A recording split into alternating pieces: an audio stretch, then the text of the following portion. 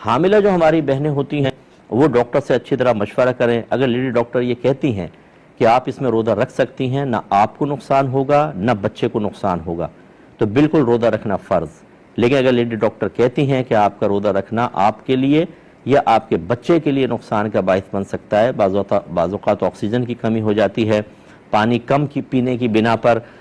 بچے پہ ایفیکٹس پڑ سکتے ہیں، اگر اس طرح صورتحال ہے تو ہماری حاملہ بہنیں روزہ چھوڑ سکتی ہیں.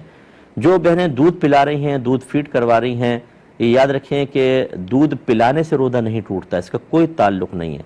ایسے بلڈ باہر نکل آئی، میں بعد میں تفصیلی مسئلے آپ کو بیان کر دوں گا، لیکن کوئی بہن اگر دودھ پلاتی ہیں ان کے لیے بھی وہی مسئلہ ہے جو حاملہ والا ہے کہ اگر یہ روزہ رکھ کر دودھ پلائیں اور کوئی صحت پہ اتنا اثر نہ پڑے تو پھر ان کو روزہ رکھنا لازم ہوتا ہے. اور فرض کر لیں کہ روزہ رکھتی ہیں، اپنا دودھ پلائیں تو کمزوری ہوتی ہے، لیکن بچہ کسی اور دودھ سے گزارا کر سکتا ہے، کوئی اور گھر کی خاتون پلا دیں جو روزہ نہ رکھیں، جیسے حیض میں ہوتی ہیں بعض بہنیں، یا پھر فرض کر لیں کوئی دوسرا جو دودھ ہے یا اور غذا پہ وہ چل سکتا ہے، تو پھر روزہ رکھنا فرض ہوگا اور بچے کو دوسری غذا کی طرف منتقل کرنا لازم ہے، پھر نہیں چھوڑ سکتے.